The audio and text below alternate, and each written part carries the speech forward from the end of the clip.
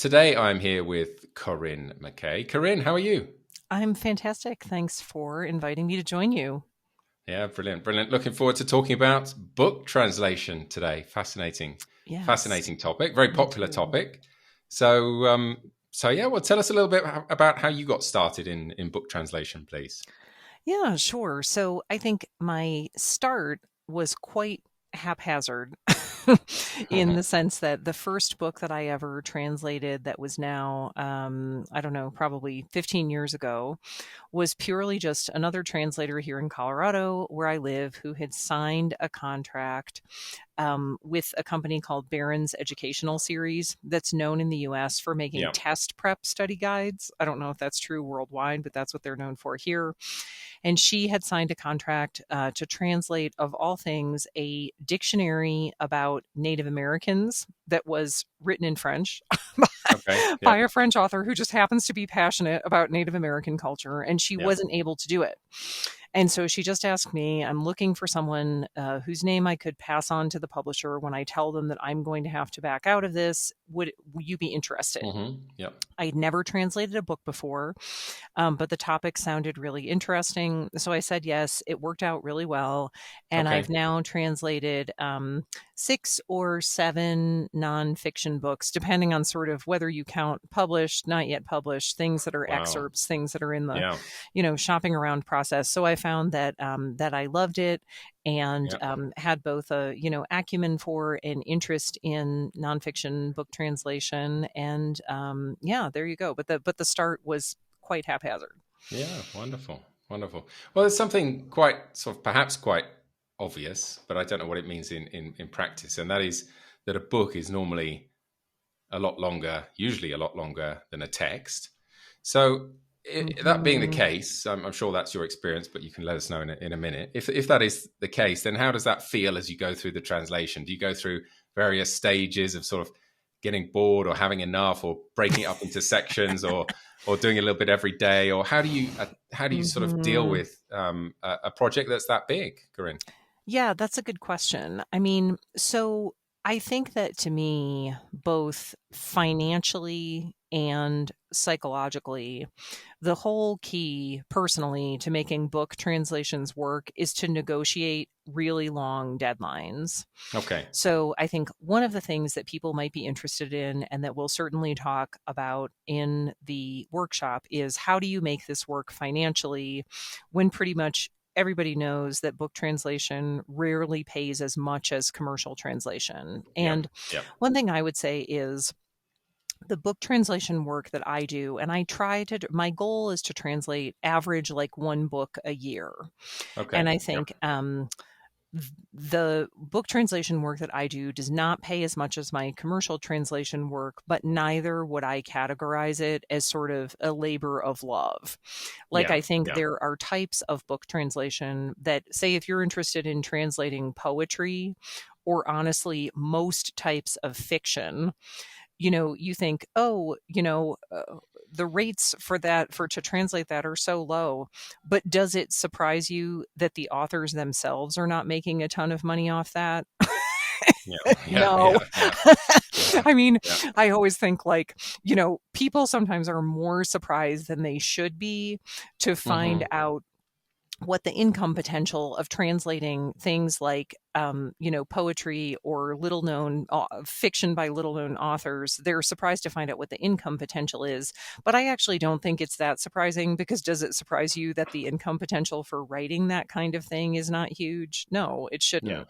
Yeah. So I think that, to me, nonfiction book translation combines, it's like financially viable Okay. Yeah. um, Yeah. if you negotiate long deadlines such that you're not turning down higher paying work to do that book translation. So, for example, one of the things I'll talk about in the workshop is I would start by asking for at least twice as long as you would for a Hmm. commercial translation. Hmm. I would start out by Okay. doubling the amount of time that you would ask for. Yeah.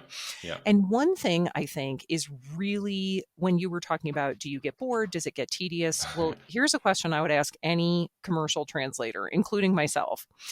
Even if you find your commercial translation work interesting, which I do, Yep. would you read it if you weren't getting paid to translate it? And right, I can tell by your reaction, like most people, even if one of the reasons that you chose your specialization is that you find it interesting or meaningful, like my primary commercial translation specialization is international development, and I find it both interesting and meaningful. But what percent of that work would I do if I weren't getting paid to translate it? Like, I'm not sure if I would say zero, but maybe not zero.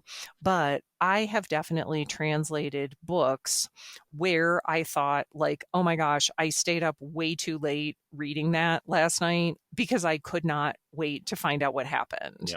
I couldn't wait. I've translated a couple of outdoor adventure biographies and autobiographies where I thought, like, oh my gosh, I'm dying to find out what's going to happen next.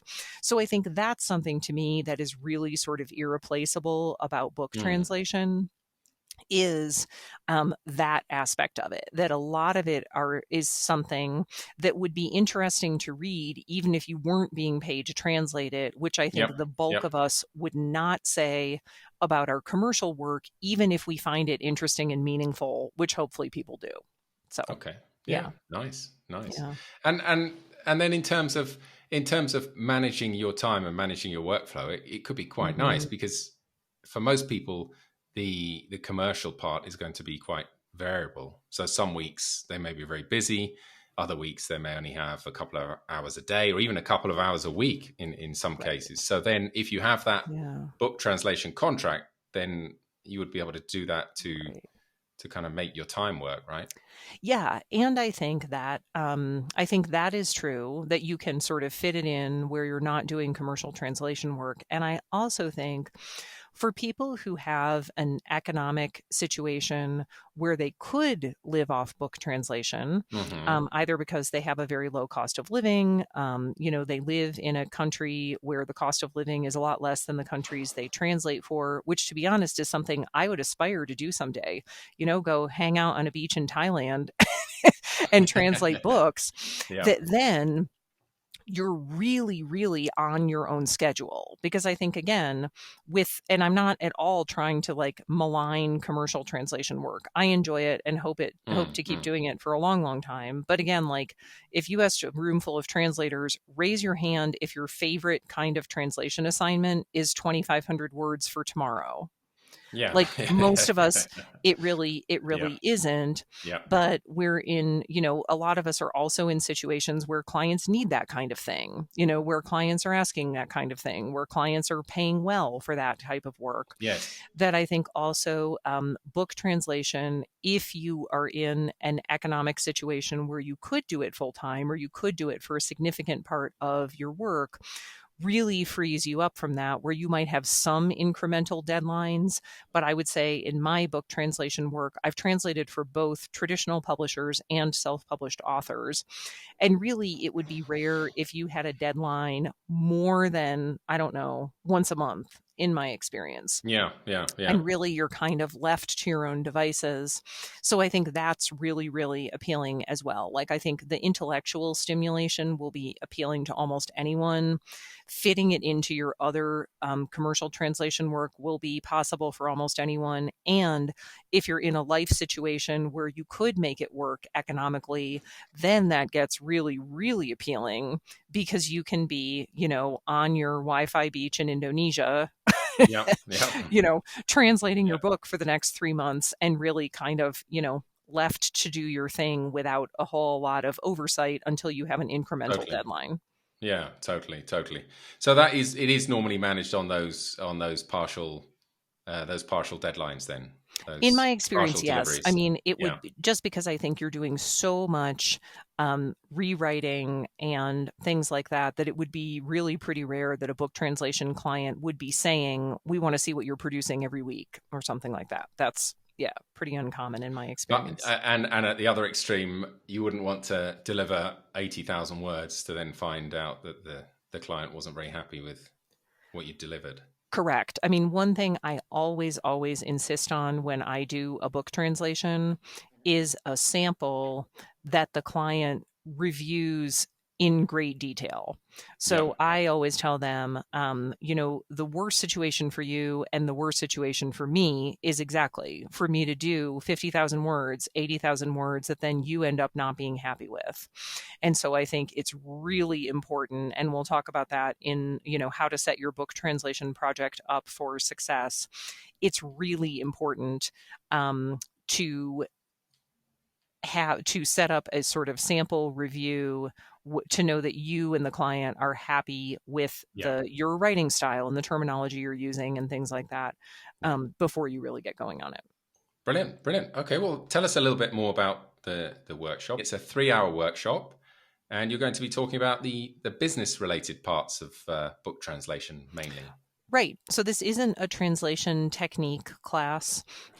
There are people who are way more qualified than I am to talk about the technique of translating books, which is quite different. I'll touch on that a little bit, but it is quite different than the technique of translating commercial projects.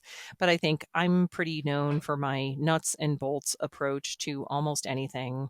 So we're going to talk about basically the workflow, the life cycle of a book translation project, from translation rights, which is an aspect that a lot of people are totally unaware of, that is really how a book translation lives and dies.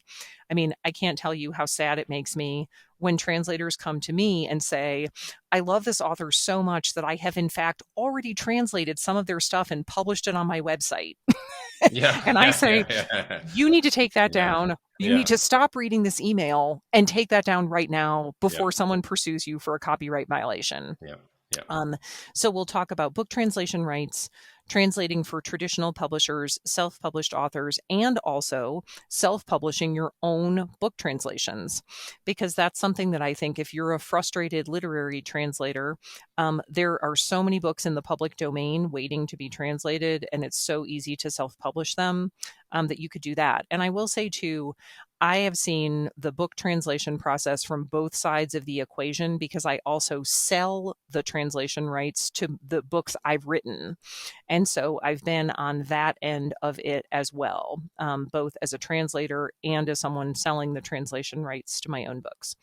So we'll talk about that. And we'll talk about economic models, things like upfront payments versus royalties, how to find publishers, associations that are good resources. So basically the whole life cycle of a book translation project, so that hopefully at the end, you know how to pursue this immediately if you would like to. Wonderful. Yeah, it sounds like you've packed absolutely everything in there, Corinne. So brilliant. Yeah. Brilliant. And yeah, we've priced this workshop at $50. So that's deliberate. We are trying to give the opportunity to as many people as possible. That does not reflect what I think the value of this workshop is. I think it's much, much higher than that. It's a 3-hour workshop. Corinne is going to go into quite a lot of detail, as you can imagine. You also get access to the recording. So if for any reason you aren't able to attend on the day, or you don't catch all of it, you can watch it in your own time, and you will also get a certificate of completion. So that's fantastic. I'm really excited, and signups I think are going quite well so far. So we have a good group signed up. We still have room for you. Come join us. Brilliant. So that's breaking into the book translation market. Check it out at training.pros.com. That's training.pros.com. Corinne, thanks very much. Thank you. Brilliant. Bye-bye. Bye.